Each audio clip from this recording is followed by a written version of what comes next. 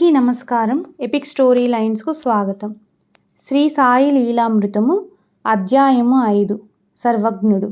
ఓం శ్రీ సమర్థ సద్గురు శ్రీ సాయినాథాయ నమః. శ్రీ సాయి పిచ్చి పకీరులా కనిపించిన వారి దివ్యలీలలెన్నో ఆకాశంలో నక్షత్రాలలా, సముద్ర తీరాన ఇసుక రేణువులలా, మనస్సులో పుట్టే ఆలోచనలలా భక్తులకు అనుక్షణము అనుభవమవుతూ వారి హృదయాలను పులికింపచేస్తుండేవి. అవి ఆయన ప్రయత్నంతో ప్రదర్శించినవి కాక, పువ్వులకు పరిమళంలాగా, ఆకాశంలోని సంధ్యారాగంలా ఎంతో సహజంగానూ సందర్భోచితంగానూ ఉండేవి. వజ్రాల హారంలోని బంగారు తీగల, పూలమాలలోని దారంలా ఈ లీలలన్నిటిలో శ్రీ సాయినాథుని సర్వజ్ఞత్వం అడుగడుగునా తొంగి చూస్తూ ఉంటుంది. దానిని ఎవరిని ఏమీ అడగనక్కరలేదు. సాయిబాబా ఒకరోజు నాగపూర్లో ఉన్న మహనీయుడు తాజుద్దీన్ బాబా గురించి మాట్లాడుతూ సట్కాతో పక్కనున్న నీటి కుండను పదే పదే తట్టారు. కారణం అడిగితే తాజుద్దీన్ కుటీరం అంటుకుంటే ఆర్పుతున్నాను అన్నారు. తర్వాత అది యథార్థమని తెలిసింది. మరొక రోజు లిండీకి వెళ్లే సమయమైనా బాబా మసీదులో గోడ పక్కనే నేల మీద పడుకున్నారు. కారణం అడిగితే నా సోదరుడు గజానన్ మహారాజ్ పరమపదించారు అన్నారు. త్వరలోనే అది నిజమని తెలిసింది. నాటి శృంగేరి శంకరాచార్య స్వామి చేత సాక్షాత్తు దత్తాత్రేయ స్వరూపమని కీర్తించబడిన శ్రీ వాసుదేవానంద సరస్వతి స్వామి రాజమండ్రిలో విడిది చేశారు. నాందేడ్ నుండి పుండలీకరావు వారిని దర్శించాక తాను శ్రీసాయిని కూడా దర్శిస్తుంటానని చెప్పాడు. ఆ స్వామి ఎంతో సంతోషించి, సన్యాసులమైన మేము ఎవరికీ నమస్కరించము, కానీ శ్రీ సాయి విషయం వేరు. ఈ కొబ్బరికాయ మా తరపున వారికి సమర్పించు. ఈ తమ్ముణ్ణి ఎప్పుడూ ప్రేమగా గుర్తుంచుకోమని చెప్పు అని అతడికి ఒక కొబ్బరికాయ ఇచ్చారు. తర్వాత అతని మిత్రులు మన్మాడ్లో దిగి సమీపంలోని ఏటి దగ్గర కారపు అటుకులు తింటూ పొరపాటున కొబ్బరికాయ కొట్టి అందులో కలుపుకొని తిన్నారు. వాళ్ళందరూ షిరిడీ చేరగానే సాయి అతన్ని చూస్తూనే, నా సోదరుడు పంపిన కొబ్బరికాయ ఏది అన్నారు. అతడు తాను చేసిన తప్పు చెప్పుకొని క్షమాపణ వేడుకొని దానికి బదులు మరొక కాయ సమర్పిస్తానన్నాడు. బాబా, నా సోదరుడిచ్చిన కాయకు మరేదీ సాటి కాజాలదు. అయినా జరిగిన దానికి బాధపడకు, అంతటికీ భగవంతుడే కర్త అన్నాడు.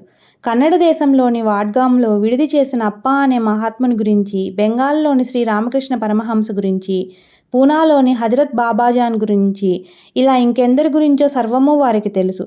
పూనాలోని భీమశంకర ఆలయంలో ఉన్న ఒక సాధువును గాడ్గిల్ దర్శిస్తుండేవాడు. ఆయన ఒకసారి అతన్ని శ్రీసాయి దర్శనానికి పంపారు. అతడు షిరిడీ చేరి ఇక్కడ ఏ మహాత్ముడైనా ఉన్నారా అని విచారిస్తే, ఇక్కడ మసీదులో ఒక పిచ్చి పకీరు మాత్రం ఉన్నాడు అని చెప్పారు. శ్రీసాయి ముస్లింని సంశయిస్తూనే కార్గిల్ మసీదు చేరాడు. అప్పుడు బాబా, నీవి మసీదులోకి రావద్దు, నేను ముస్లింలు, నీవు ఆ భీమశంకర ఆలయంలోని సాధువు కాళ్ళ మీదే పడు అని కేకలు వేశారు. అలానే ఆయన ఒక రోజున పండ్లు మిఠాయిలు కొని అందరికీ పంచారు. కారణం అడిగితే, ఈరోజు ఒక మహాత్ముని దర్బారు నుండి ఒకడు ఇక్కడికి వచ్చాడు అన్నారు. విచారిస్తే అతడి వారిలో హుబ్లీలోని శ్రీగురు సిద్ధారూఢుల శిష్యులొకరు ఉన్నారని తెలిసింది. ఇంతటి మహనీయులందరి గురించి అనుక్షణము తెలుసుకోగలగా సాయికి సామాన్యులైన సాధువుల గురించి కూడా తెలుసు. ఆయన మహిమ విని 1911లో హరిద్వార్ నుండి సోమదేవ స్వామి అనే సాధువు షిరిడీ బయలుదేరాడు. అతడెక్కిన టాంగా షిరిడీని సమీపిస్తుండగా అచ్చటి మసీదుపై కట్టిన జెండాలు దూరం నుండి చూచి, ఈయన నిజమైన సాధువు అయితే కీర్తిని ఇలా చాటుకోడు, ఇలాంటి వాణ్ణి చూడనైనా చూడకూడదు అన్నాడు. కానీ సాటివారి బలవంతంపై సాయిని దర్శించగానే అతడి హృదయం శాంతిని పొంది ఆనంద బాష్పాలు కారాయి. అలా చిత్తశాంతిని ఇవ్వగలదే యోగ్యమైన స్థలమని తన గురువు చెప్పిన వాక్యం అతనికి గుర్తొచ్చింది. కానీ సాయి కోపంతో, జెండాలు ప్రదర్శించుకుని కపట సాధువును చూడనైనా కూడదు, తిరిగి నీ స్వస్థానానికి వెళ్ళిపో, ఈ మసీదులోకి వచ్చావో జాగ్రత్త అని గద్దించారు. అప్పుడు అతను ఆయన సర్వజ్ఞత్వం చూచి పశ్చాత్తాపంతో శరణి వేడాడు. అప్పుడు అతనిని మసీదులో ప్రవేశించనిచ్చారు బాబా. భక్తుడు రేగే 1914లో మిత్రుడు అవస్థేను ప్రోత్సహించి షిరిడీ తీసుకువెళ్ళాడు. దారిలో ఒక స్టేషన్లో సైనికాధికారి రైల్లోని ప్రయాణికులను దింపి సైనికులను ఎక్కిస్తున్నాడు. కానీ చిత్రంగా అతను వీరిద్దరిని తిరిగి రైలెక్కించాడు. రేగే రాత్రంతా భజన చేశాడు. వారు షిరిడీ చేరగానే రేగేని చూపుతూ, సాయి, ఇతడికి ఎవరినైనా వెంట తీసుకొస్తే గానీ తృప్తి లేదు. వాళ్ళు నా బిడ్డలను రైల్లో నుంచి దింపేయాలని చూశారు, కానీ వీళ్ళిద్దరినీ దింపవద్దని ఆ సైన్యాధికారితో చెప్పాను అన్నారు. రేగేని చూపుతూ, నాకు రాత్రంతా నిద్రలేదు, నా పడక చుట్టూ బాబా బాబా అన్న ఇతడి కేకలే అని అన్నారు. మనం చేసేది ఎవరికీ తెలియకున్నా మనకు తెలుస్తుంది. అలా మనలో అన్నీ తెలుసుకునేది సాయియే. ఒకసారి శ్రీమతి కనిత్కర్ ద్రాక్ష పండ్లు సమర్పిస్తే బాబా ఎంతో ప్రీతితో తీసుకున్నారు. కానీ వెంటనే అందులో నుంచి కుండీల పండ్లు మాత్రమే తీసుకొని మిగిలినవి తిరిగిచ్చి ఇవి నీ బిడ్డలకు ఇచ్చుకో అన్నారు. ఆమె బాధపడుతూ ఇల్లు చేరాక వాళ్ళ అమ్మాయి, అమ్మా నీవా పండ్లు బాబాకి ఇవ్వగానే అయ్యో బాబా పండ్లన్నీ అందరికీ పంచేస్తారు, ఆయన తిన్నట్లు కాదు మనం తిన్నట్లు కాదు అని అనుకున్నాను అన్నది. ఆమె భావం కన్నతల్లికి తెలియకున్నా సాయికి తెలుసు. ఒకసారి గాడ్గిల్ మామిడి పండ్లు సమర్పిస్తే తీసుకొని ఆహా ఇతడు కొన్న పండ్లన్నీ నాకే సమర్పించాడు, కానీ పండిట్ నా కోసం కొన్న పండ్లల్లో కొన్ని తిని మిగిలినవి ఇచ్చాడు అన్నారు. పండిట్ సిగ్గుతో తల వంచుకున్నాడు. చోల్కర్ అనే పేద గుమస్తా తాను పరీక్షలో పాసై ఉద్యోగం వస్తే షిరిడీ వచ్చి కలకండా పంచుతానని మొక్కుకున్నాడు. అతని కోరిక నెరవేరింది. అతడు నిత్యము టీలో చక్కెర వేసుకోవడం మానివేసి అలా కూడబెట్టిన పైకంతో షిరిడీ చేరి కలకండా పంచాడు. తర్వాత జోక్తో ఇతనికి తీసుకువెళ్ళి చక్కెర ఎక్కువ వేసిన టీ ఇవ్వు అన్నారు బాబా. దాసుకెనకెంతో ఆచారం. అతడు ఉల్లి తినేవాడు కాదు. ఒకసారి బాబా అతన్ని ఉల్లి శనగపప్పు కలిపి వండి కొంచెం తిని తర్వాత తనకు తెమ్మన్నారు. అతడు అది తేగానే నీవు తిన్నావా అన్నారు. అతడు తిన్నానన్నాడే గాని నిజానికి అతడు అందుకు ప్రత్యామ్నాయంగా దానిని వేలితో తాకి పెదవికి గిడ్డానికి ఆనించుకొని ముఖం కడుక్కున్నాడు. బాబా నవ్వి అతడు చేసినది చేసి చూపారు. ఉల్లి అతనికి ఎంతో మేలు చేస్తుందని తినమని చెప్పారు. ఒకసారి దీక్షిత్ మసీదుకు రాగానే బాబా నీవు తాంబూలం ఇవ్వలేదు అని అడిగి తీసుకున్నారు. గదిలో తాను పూజ చేసినప్పుడు తాంబూలం అర్పించడం మరిచానని అతనికి అప్పుడు గుర్తొచ్చింది. బిక్యూబాయి తెచ్చిన పూలమాల నివేదన బాబా స్వీకరించలేదు. అవి స్వీకరించమని బ్రతిమాలిన భక్తులతో ఆయన ఈమె గోదావరి వద్ద శోకంతో నన్ను నిందించింది, అలా తెచ్చినవి నాకొద్దు అన్నారు. ఆమె పంతంగా మాల వేయబోతే అది 3 ముక్కలై కింద పడింది. నిజమే, సాయి తన స్నేహితురాలైన రాధాకృష్ణ ఆయి ప్రాణం కాపాడలేదని ఆమె కోపార్గాంలోని గోదావరి నది వద్ద సాయిని నిందించి శోకించి తర్వాత ఆ మాల నివేదన తీసుకొని షిరిడీ వచ్చింది. అలానే ఒక లాయర్ వచ్చి నమస్కరించగానే సాయి కొందరెంత దొంగలో పాదాల మీద పడి దక్షిణ సమర్పిస్తారు, వీపు వెనుక వాళ్ళే విమర్శిస్తారు అన్నారు. పండరీపురంలో ఒక పెద్ద మనిషి తన జబ్బు తగ్గించమని సాయిని ఆశ్రయించడం మూఢనమ్మకమని విమర్శించాడు ఆ లాయరు. సదాశివకు ఉదయం 9 గంటలకే భోజనం చేయడం అలవాటు కనుక ఆ రోజు 11 గంటలు కావడంతో అతనికి ఎంతో ఆకలిగా ఉంది. కానీ అతడి బిడియంతో మసీదులోనే కూర్చుండిపోయాడు. ఇంతలో ఒక భక్తుడొచ్చి బాబాకు పాలకోవా సమర్పించాడు. సాయి దానిని ఆత్రంగా అందుకొని సదాశివకు ఒక బిళ్ళ విసిరారు. అతడు దాన్ని ప్రసాదంగా ఇంటికి తీసుకువెళ్ళాలనుకున్నాడు. అది నీకిచ్చింది చేతిలో పట్టుకోవడానికి కాదు అన్నారు బాబా. అది తిన్నాక అతనికి మరో బిళ్ళ విసిరారు. అతడిది ఇంటికి ప్రసాదంగా ఉంచుకోగానే మరలా సాయి అలానే అన్నారు. అది కూడా తినగానే అతడికి ఆకలి తీరింది. ఒకసారి హరిబాబు తన తల్లికి చెప్పకుండా రామేశ్వరం బయలుదేరి దారిలో షిరిడీ వచ్చాడు. సాయి అతని వద్దనున్న డబ్బంతా దక్షిణగా తీసుకొని ఇంటికి వెళ్ళు, రామేశ్వరం నీకోసం వస్తుంది, నీవు వెళ్ళకుంటే మరణిస్తుంది అన్నారు. అతడి ఇల్లు చేరేసరికి అతని తల్లి నిరాహారి అయి బాబా నీవు మహాత్ముడివైతే నా బిడ్డ తిరిగి రావాలి అని రోజూ ప్రార్థిస్తున్నదని తెలిసింది. తల్లి రామేశ్వరం అంత పవిత్రమైనదని బాబా భావం. సాటే షిరిడీలో తాను కొన్న స్థలం చూడ్డానికి తన భార్యను బయలుదేరమన్నాడు. ఇంతలో అతని మామగారు ఆడపిల్ల స్థలం చూచేదేమిటి అని అడ్డు చెప్పడంతో ఆమె రానన్నది. తన మాట కాదన్నదన్న కోపంతో ఆమెను కొట్టడానికి కొరడా తీసుకున్నాడు సాటే. ఆ క్షణమే అతన్ని మసీదుకు రమ్మనమని బాబా కబురు పంపాడు. అతడు వెళ్ళగానే ఆయన ఏమిటి నీ గోల, అమ్మాయి స్థలం చూడకపోతేనేమి అని మందలించారు. తన ఇంట జరిగే ప్రతిదీ ఆయనకు తెలుస్తుందని సాటే గుర్తించాడు. అలానే ఒకసారి శ్రీమత్ ప్రధాన ఆయనకు పాదపూజ చేస్తుండగా నీవు వెంటనే ఇంటికి వెళ్ళు అన్నారు బాబా. ఆమె వెళ్ళేసరికి పాప గుక్కపెట్టి ఏడుస్తున్నది. ఆమె పాపను సముదాయించి మరలా మసీదుకి వెళ్ళింది. ఇప్పుడు పూజ పూర్తి చేసుకో అన్నారు సాయి. నూల్కర్ మొదటిసారి షిరిడీ వెళ్తూ దక్షిణగా 20 రూపాయలు బాబాకు సమర్పించాలనుకున్నాడు. సాయిని దర్శించి ఆయన కళ్ళలోకి చూస్తూనే అంతటి మహాత్ముని దర్శించుకోగలగడం మహాభాగ్యం అనుకున్నాడు. బాబా వెంటనే దక్షిణ కోరారు. అతడు ఒక బంగారు నాణెం ఇచ్చాడు. సాయి దాన్ని తిప్పి చూస్తూ దీని విలువ ఎంత అన్నారు. 15 రూపాయలు అన్నాడు నూల్కర్. సాయి దాన్ని తిరిగిచ్చి ఇది నీ ఉంచుకొని రూపాయలు ఇవ్వు అన్నారు. అతను ఇచ్చిన 15 రూపాయలు తీసుకొని నాకు 10 రూపాయలే ముట్టాయి, ఇంకా 5 రూపాయలు ఇవ్వు అన్నారు. అతడు ఇచ్చాడు. ఆ విధంగా అతడు ఇవ్వదలిచిన 20 రూపాయలే తీసుకున్నారు బాబా. అలానే శ్రీమతి బాపత్ 4 అణాలు ఇచ్చినప్పుడు ఆయన నవ్వుతూ మిగిలిన 4 అణాలు ఇవ్వక ఈ పేద బ్రాహ్మణుని ఎందుకు మోసగిస్తావు అన్నారు. ఆమె సిగ్గుపడి మరో 4 అణాలు ఇచ్చింది. కారణం మొదట ఆమె 8 అణాలు ఇవ్వదలిచిందట. ఒక భక్తుడు బాబాకు దక్షిణగా శ్యామా పేరిట 2 రూపాయలు మనీ ఆర్డర్ పంపాడు. అది చేరినప్పుడు బాబా భిక్షకు వెళ్ళారు. ఆయన సర్వజ్ఞతను పరీక్షించదలిసి శ్యామ ఆ కాసులు మసీదు ముంగిట పాటిపెట్టాడు. ఆయన వాటి విషయమే ఏమీ అనలేదు. 6 మాసాల తర్వాత శ్యామ ఇంట దొంగలు పడి సర్వం దోచుకుపోయారు. అతడి బాబాతో మొరపెట్టుకుంటే ఆయన నవ్వుతూ నీ ఇంట దొంగలు పడితే చెప్పుకోవడానికి నేనైనా ఉన్నాను, నావి 2 రూపాయలు పోయి 6 మాసాలైంది. నేనెవరికి చెప్పుకోను అన్నారు. అంత చిన్న తప్పుకి ఇంత పెద్ద శిక్ష అన్నాడు శ్యామ. నీలాంటి ఉద్యోగికి అదెంతో, నాలాంటి ఫకీరుకు 2 రూపాయలు అంతే అన్నారు సాయి. కర్మసూత్రం ఎంత సూక్ష్మమో. అందరినీ దక్షిణ అడిగిన బాబా కొలంబైని మాత్రం అడగలేదు. తాను త్రాగుడు మానినందుకు సాయి తనలా గౌరవించారని అతడు గొప్పలు చెప్పుకునేవాడు. సాయి వెంటనే అతన్ని పిలిపించి 2 రూపాయలు అడిగి తీసుకున్నారు. గర్వము కూడా దోషమే. మరొక భక్తుడు సాయి దక్షిణ కోరితే లేదని చెప్పవచ్చని తన దగ్గరున్న డబ్బు కొలంబే వద్ద దాచాడు. వారిద్దరూ మసీదు చేరగానే సాయి అతన్ని కొలంబేను చూపి అతని వద్ద తీసుకుని 2 రూపాయలు దక్షిణ ఇవ్వు అని చెప్పి తీసుకున్నారు. దాసగును షిరిడీ వెడుతుంటే కోపర్గావ్ స్టేషన్ మాస్టరు సాయి పిచ్చి ఫకీరని నిందించాడు. బాబాను స్వయంగా చూచి మాట్లాడమని చెప్పి దాసగును అతన్ని షిరిడీ తీసుకువచ్చాడు. సాయి మసీదులోని కుండలన్నీ బోర్లిస్తున్నాడు. కారణం అడిగిన స్టేషన్ మాస్టర్తో, నా దగ్గరికి వచ్చే కుండలన్నీ తలక్రిందులుగానే వస్తున్నాయి. అందమైన అవిశ్వాసంతో వచ్చేవారు హృదయాలు బోర్లించిన కుండలు. వాటిని జ్ఞానంతో నింపడం సాధ్యం కాదు. విశ్వాసంతో కానీ లేని కనీసం జిజ్ఞాసతో కానీ వచ్చే హృదయాలు సరియైన కుండలు. వాటిని నింపవచ్చు. కానీ చిత్రం. ఆ మాటతో సాయి అతని హృదయం అనే కుండను సరిచేశారు. విశ్వాసంతో నింపారు. ఒకడు సాయి నిష్కారణంగా కోపించడం చూచి ఆయన పిచ్చివాడని తలిచి తానిచ్చిన దక్షిణంతా తిరిగి తీసుకోవాలనుకున్నాడు. కానీ బాబా అడగకముందే అతని భార్యకు పైగమిచ్చి, ఇంతవరకు మీరిచ్చిన దక్షిణ నాకొద్దు, తీసుకో అన్నారు. ఇంతవరకు ఎక్కడెక్కడో ఉన్న మానవుల యొక్క పరిస్థితులు, హృదయగత భావాలు బాబాకు అనుక్షణము తెరిచి ఉన్న పుటలలాగా ఎలా తెలుస్తుండేవో గమనించాము. ఎక్కడెక్కడ ఏ భక్తులు ఆపదలో ఉన్నారో, వారికి ఏమి జరుగుతున్నదో కూడా ఆయనకు తెలుసు. వాళ్లకు శ్రేయస్కరమైతే అట్టి ఆపదను నివారిస్తుండేవారు. ఎప్పుడైనా బాబా తన చేతులు శంఖంలా కలిపి ఊదితే అది ఏ భక్తుని మరణమో సూచించేది. ఒకరోజు ఆయన అలా చేసి, నానా చావనున్నాడు, కానీ నేను చావనిస్తానా అన్నారు. నాటికి 8వ రోజున నానా చంద్రకర్ షిరిడీ వచ్చాడు. సరిగా బాబా అలా అన్నప్పుడే తానెక్కిన గుర్రబండి తలక్రిందులై అతడు గుర్రం కాళ్ళ వద్ద పడ్డాడు. అయినా అతనికి ఎట్టి ప్రమాదమూ జరగలేదని చెప్పాడు. ఒకసారి ఆయన తమకు కడుపు నొప్పిగా ఉన్నదని చెప్పి ఒక గుడ్డ పొట్టకు చుట్టుకొని భక్తులను కొసలు పట్టుకొని ఇంకా గట్టిగా లాగమని చెప్పి చివరికి బాధ తగ్గిందన్నారు. అదే సమయంలో నీమ్గాంలో ఒక భక్తురాలు ప్రసవ వేదన పడి ఆయన నొప్పి తగ్గిదన్న సమయంలోనే ప్రసవించిందని తర్వాత తెలిసింది. భక్తుల బాధలు కూడా ఆయనవే.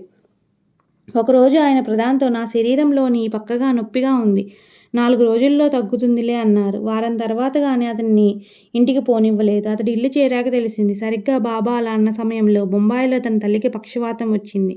ప్రధాన్ షిరిడీలో ఉన్నంత వరకు ఆమెకెట్టి ప్రమాదమూ జరగదని, అవసరమైతే అతన్ని సాయే పంపగలరని నానా చందోర్కర్ ఆ ఇంటివారికి ధైర్యం చెప్పాడు. ఆ వారంలో ఆమె పరిస్థితి విషమించింది. ఆమెకు విరోచనమైతే మంచిదని వైద్యులు అన్నారు. సరిగ్గా సమయానికి ప్రధాని ఇల్లు చేరి ఆమెకు తీర్థప్రసాదాలు ఇవ్వగానే 4వ రోజున జబ్బు తగ్గింది. అలానే సాయి ఒకనాడు మహల్సాపతి భార్య మెడ వాచి బాధపడుతున్నది, నేనే తగ్గిస్తాను, ఇతరుల వల్ల కాదు అన్నారు. మరో ఊళ్ళో ఉన్న ఆమె అలా బాధపడిందని, తర్వాత ఆ బాధ తగ్గిపోయిందని కబురు వచ్చింది. ఎప్పుడైనా ఆయన భక్తులకి ఇలాంటి బాధలు తొలగించుకుంటే అందుకు బలీయమైన కారణం ఏదో ఉండేది. మోహిలే అనే భక్తుడు తన కుమార్తెను షిరిడీ తీసుకువచ్చాడు. ఆ పాపకు పై పదవి చీలి ఉన్నది. సాయి, నేను ఈ బిడ్డను బాగు చేయగలను, కానీ దేవకోటికి చెందిన ఈ పాప త్వరలో మరణిస్తుంది అన్నారు. అలానే జరిగింది. మానవుల గురించే కాదు, సర్వప్రాణకోటి గురించి ఎప్పుడేమి జరుగుతుందో, ఏమి జరగనున్నదో బాబాకు తెలుస్తుండేది. ఒకనాడు మసీదులో బల్లి కూస్తుంటే ఒక భక్తుడు అదేమి శకునమని అడిగాడు. సాయి, ఇందులో శకునమేముంది, ఔరంగాబాదు నుండి తన చెల్లెలు వస్తున్నదని సంతోషిస్తున్నది అన్నారు. నాటి మధ్యాహ్నం ఒక భక్తుడు గుర్రం మీద వచ్చి దాన్ని మసీదు ముంగిట కట్టేశాడు. దానికి ఉలవలు పెట్టడానికి అతడి సంచి దులిపితే అందులో నుంచి ఒక బల్లి బయటపడింది. అది అంతకు ముందు కూసిన బల్లి ఆడుకుంటూ గుర్రపైకి పాకాయి. బాబా వాటిని చూపగానే భక్తుడు విస్తుపోయి ఆ వ్యక్తిని విచారించాడు. అతడు ఔరంగాబాద్ నుండి వస్తున్నానని చెప్పాడు. ఆ ఊరి నుండే ఒక మనిషి గుర్రం ఎక్కే వస్తాడని, దాన్ని మసీదులోనే కట్టేసి ఉలవలే పెడతాడని, ఆ సంచిలో ఒక బల్లి ఉన్నదని బాబాకు ఎలా తెలుసు? ఇందులో ఏది జరగకున్నా ఆయన మాట వ్యర్థమవుతుంది. అలానే ఒకనాడు మహల్సాపతితో, మీ ఇంటి దగ్గర 2 పాములు ఉన్నాయి అన్నారు సాయి. అతడి ఇల్లు చేరేసరికి అతడి ఇంటి తలుపు దగ్గర ఒక పాము, పక్కనే కుమ్మరవాణి తల దగ్గర మరొకటి కనిపించాయి. మరొక రోజు సాయి తన చేయి పాములా పెట్టి చూపుతూ, రాత్రి నీవు వచ్చేటప్పుడు ఆ దొంగ ఎదురవుతాడు, కూడా లాంతరు తెచ్చుకో అన్నారు. అతడు రాత్రి లాంతరు తీసుకొని వస్తుండగా దారిలో ఒక పాము ఎదురైంది. శ్రీ సాయి ఏమి చేసినా, ఎంత చిన్న మాట చెప్పినా జరగనున్నదంతా స్పష్టంగా తెలిసి అలా చేస్తారని భక్తుల అనుభవాలు నిరూపిస్తుండేవి. సదాశివ తార్కాడ్ మిల్లు మేనేజర్ పదవికి రాజీనామా చేసి సకుటుంబంగా షిరిడీలో ఉన్నాడు. అతడు తిరిగి ప్రయాణమైనప్పుడు సాయి ఆశీర్వదించి పూనా మీదుగా వెళ్ళమన్నారు. అతని భార్య మన్మాడ్ వీధిగా వెళ్తే ఖర్చు తగ్గుతుందని ఎంత చెప్పినా అతడు సాయి చెప్పినట్లే పూనా చేరి ఒక మిత్రుని వద్ద ఆగాడు. అప్పుడొక మిల్లు ఆసామి కలిసి అతనికి వెంటనే ఉద్యోగం ఇచ్చాడు. శ్రీ సాయిని నమ్ముకుంటే చాలు, ఏమీ కోరనక్కర్లేదు. ఎప్పుడైనా ఆయన చేసినదే శ్రేయస్కరం, మనకు తోచినది కాదు. ఒక తల్లి తన కొడుకు నార్కేకు స్థిరమైన ఉద్యోగం లేదని బాధపడుతుండేది. ఒకరోజు బాబా ఆమెతో, నీ బిడ్డను పూనాలో స్థిరపరుస్తాను అన్నారు. అలానే అతనికి 1917లో పూనాలో స్థిరమైన ఉద్యోగం వచ్చింది. తర్వాత అతనితో ఒక రోజున, నీ మామ బూటి ఇక్కడ ఒక ఆలయం కడతాడు, నీవు దానికి ధర్మకర్తవవుతావు అన్నారు. అలానే బూటి 1918లో నేటి సమాధి మందిరం కట్టించాడు. తర్వాత దానికి నార్కే ధర్మకర్త అయ్యాడు. ఒకసారి బాబాకు ఎవరో మామిడి పండ్లు పంపారు. బాబా వాటిని భక్తులకు పంచుతూ, ఇది దామ్యాకు అని 8 పండ్లు వేరుగా ఉంచారు. అతడిక్కడ లేడు కదా అంటే ఆయన, అతడిప్పుడే కోపార్గాం చేరాడు, కొద్దిసేపట్లో వస్తాడు అన్నారు. అలాగే కొద్దిసేపట్లో దామోదర్ రాస్నే వచ్చాడు. అంతలో ఆ పండ్లలో నుంచి 4 పిల్లలు ఎత్తుకుపోయారు. సాయి, దామ్యా, ఈ పండ్లు తిని చావు అన్నారు. అతడు భయపడుతుంటే నవ్వి, వాటిని నీ రెండవ భార్యకివ్వు. మొదట నీకు 2 కొడుకులు పుడతారు. మొదటివాడికి దౌలత్ షా అని, రెండవ వానికి తానాషా అని పేర్లు పెట్టు అన్నారు. దామోదర్ రాస్నేకు ఎంతో కాలంగా సంతానం లేదు. సాయి ప్రసాదం ఇచ్చిన సంవత్సరానికి కొడుకు పుట్టాడు. ఆ బిడ్డను బాబాకు చూపి, వాడికి ఏం పేరు పెట్టాలని అడిగాడు రాస్నే. దౌలత్ షా అని చెప్పాను కదా అన్నారు బాబా. దామ్యాకు మొత్తం 8 మంది బిడ్డలు పుట్టి 4 జీవించారు. ఒకరోజు బాలక్రామ్ కుమారుడు షిర్డీ వెళ్తున్నానని చెబితే బాబాకేమైనా పంపాలనుకున్నది శ్రీమతి తార్కడ్. కానీ ఇంట్లో ఒకసారి నివేదించిన పాలకోవా బిళ్ళ తప్ప మరేమీ లేదు. అదీకాక బాలక్రామ్కు మైలు వచ్చింది. అయినా బాబాకు భక్తే ప్రధానమని తలచి దానినే పంపింది. అతడు షిర్డీ చేరాక ఆ పాలకోవా సంగతే మర్చిపోయాడు. బాంద్రా నుండి నాకేమి తెచ్చావని బాబా ఎన్నిసార్లు అడిగినా అతనికి గుర్తుకు రాలేదు. చివరకు ఆయన, ఆ తల్లి నాకు మిఠాయి పంపలేదా అన్నారు. అతడికి గుర్తొచ్చి వెంటనే పాలకోవా బిళ్ళ తెచ్చి సమర్పించాడు. బాబా దానిని ఎంతో ప్రీతిగా ఆరగించారు. మన హృదయంలో శోకం లేకుంటే మైల సోకిన బాబా పూజ ఆపనక్కర్లేదు. ఒకసారి నానా చందోర్కర్, ఒక కీర్తనకారుడు షిర్డీ బయలుదేరుతుంటే బాబా వాళ్ళని భోంచేసి వెళ్ళమన్నారు. ఆ కీర్తనకారుడు తొందరపడి భోజనం చేయకుండానే బయలుదేరాడు. నానా మాత్రం బాబా చెప్పినట్లే భోంచేసి బయలుదేరాడు. అతని స్టేషన్కి చేరే వరకు రైలు రానేలేదు. కీర్తనకారుడు ఆకలితో మాడవలసి వచ్చింది. ఆ రోజు రైలంతా ఆలస్యం అయ్యేది బాబాకు ముందే తెలుసు. అలానే ఉదయం 8 గంటలకు బొంబాయి చేరాలని సంబారే బయలుదేరాడు. బాబా అతనికి ఊది ఇచ్చి, మధ్యాహ్నానికి చేరుతావు పో అన్నారు. రైలు 4:30 గంటల ఆలస్యమే. అతడు మధ్యాహ్నానికే చేరాడు. నార్కర్ 1915లో ఒక రోజున సెలవు కోరినప్పుడు బాబా, రైలు అందుతుంది వెళ్ళు అన్నారు. అతడు కోపార్గాం వద్ద నది ఒడ్డు చేరే నాటికి చీకటి పడుతుంది. నది వరదల వలన అప్పుడు పడవ నడవడం లేదు. బాబా మాట వ్యర్థమెలా అయిందా అనుకుంటుండగా ఒక మమల్తాదారు అక్కడికొచ్చాడు. అతడి కోసం ప్రత్యేకంగా వచ్చిన పడవలో నార్కర్ కూడా నది దాటి రైలందుకున్నాడు. కాకా మహాజని షిర్డీలో ఒక వారముండాలని వచ్చాడు. అతన్ని చూస్తూనే బాబా, నీవింటికి ఎప్పుడు వెళ్తావు అన్నారు. మీరు చెప్పినప్పుడు అన్నాడు కాక. అయితే రేపే వెళ్ళు అన్నారు సాయి. అతడు మర్నాడు బొంబాయి చేరేసరికి ఆఫీసులో పై అధికారికి జబ్బు చేసి ఆ రోజు కాక తప్పక ఆఫీసుకు పోవలసి ఉన్నది. ధూమల అనుభవం ఇంకొకలా ఉన్నది. అతడి మరోరోజు నీఫాడ్లో కోర్టుకు హాజరు కావలసి ఉన్నది. అతడి దారిలో బాబాను దర్శిస్తే ఆయన అతడిని వారం రోజులు నిలిపేశారు. తర్వాత అతడు నీపాడు చేరేసరికి జడ్జికి జబ్బు చేయడం వలన విచారణ ఆ రోజుకు వాయిదా పడిందని తెలిసింది. జోగు వద్ద ఒక వ్యక్తి 1400 రూపాయలు అప్పు తీసుకొని నోటు గడువు దాటిపోతున్నా అప్పు తీర్చలేదు. ఒకరోజు జోగ్ అతని వద్దకని బయలుదేరుతుంటే బాబా నవ్వి, నీ డబ్బెక్కడికి పోదు, ప్రశాంతంగా కూర్చో, అదే వస్తుంది అన్నారు. జోగ్ కోపంతో, నేను వెళ్తేనే ఇవ్వని వాడు దావా వేయకుంటే ఎలా ఇస్తాడు? అది రాకుంటే నేను ఇక్కడ ఎలా బ్రతకాలి? మీ సేవ ఎలా చేయాలి అన్నాడు. బాబా సెలవేయకపోయేసరికి అతడు ఆశ వదులుకున్నాడు. నోటు గడువు తీరిపోయింది. కానీ తర్వాత ఆ వ్యక్తి వచ్చి 1400 రూపాయలు ఇవ్వబోయాడు. కానీ జోగ్ వడ్డీ కూడా ఇస్తేనే ఆ పైకం ముట్టనని పట్టుబట్టాడు. కానీ వడ్డీ లేకుండానే తీసుకోమని సాయి చెప్పినందువల్ల అతడు ఆ పైకం తీసుకొని ఆయనకే అర్పించాడు. సాయి కొద్ది మాత్రమే తీసుకొని మిగిలినది అతనికే ఇచ్చారు. వేరు గతి లేకుంటే తప్ప వడ్డీ తీసుకోవడం మహాపాపమని, ఆచరించిన ధర్మం అంతా వ్యర్థమైపోతుందని ఋషులు చెప్పారు. మన మనఃప్రవృత్తిని బట్టే బాబా లీలలు అనుభవం అవుతాయి. బాబాపై ఎట్టి విశ్వాసము లేకుండా ఆయన్ని పరీక్ష చేయడానికి వచ్చిన హరికనోబా తన కొత్త చెప్పులు మసీదు ముందు విడిచి అవి కనిపించేలా లోపల కూర్చున్నాడు. దురభిమానంతో అతడి సాయి చింతన కూడా తన తలపైన ఉన్న జరీతలి భాగాన్ని తీయలేదు. అతడు బయటకు వచ్చి చూసేసరికి చెప్పులు లేవు. అతడు భోజనం చేసి విచారించగా బసకు చేరాక ఒక పిల్లవాడు ఆ చెప్పుల జత తన కర్రకు తగిలించుకొని, హరీకా బేటా జరీకా ఫేటా అంటే హరి అనేవాడి కొడుకు జరీ తలిపాగా కలవాడు ఎవరు అని కేకలు వేస్తున్నాడు. అతన్ని పిలిచి విచారించగా సాయి అతనికి ఆ చెప్పులిచ్చి ఆ విధంగా విచారించి వాటిని ఆసామికి ఇవ్వమని చెప్పారని తెలిసింది. సాయికి తన పుట్టుపూర్వోత్తరాలు కూడా తెలుసని కనోబా గుర్తించాడు. అంతటి మహనీయుని ఎప్పుడూ గుర్తుంచుకోవడానికి ఆయన పటం దగ్గర ఉంచుకోవడం సమంజసమే. కానీ అది మాత్రమే చాలదు. ఒకరోజు కొందరు యువకులు బాబాను ఫోటో తీసుకుంటామని శ్యామాని అడిగారు. బాబా లెండి నుండి వచ్చేటప్పుడు సాటేవాడ వద్ద నిలుపుతానని, అప్పుడు ఫోటో తీసుకోమని వాళ్లతో శ్యామ చాటుగా చెప్పాడు. తర్వాత లెండి నుండి తిరిగి వస్తూ బాబా, శ్యామా ఏమిటి గోల, ఫోటో తీయవద్దని ఆ పిల్లలకు చెప్పు, అడ్డుగోడ కూల్దోస్తే అదే చాలు అని గబగబా వెళ్ళిపోయారు. ఆ యువకులు ఏ మధ్యవర్తిని ఆశ్రయించకుండా బాబానే ఆశ్రయిస్తే పని జరిగేదేమో. రాగద్వేషాలు విడిచి అందరిలోనూ బాబా ఉన్నారని గుర్తుంచుకొనడమే అడ్డుగోడలు తొలగించుకోవడం అంటే. మరొక రోజు తమను దర్శించవచ్చిన ఒక భక్తుడిని అడిగి మరీ ఫోటో తీయించుకున్నారు బాబా. అందరూ ఆశ్చర్యపోతుంటే అతడిలా చెప్పారు. నేను షిరిడీ వస్తుంటే ఎలాగైనా సాయిని ఫోటో తీయమని నా మిత్రుడు జోషి కెమెరా ఇచ్చాడు.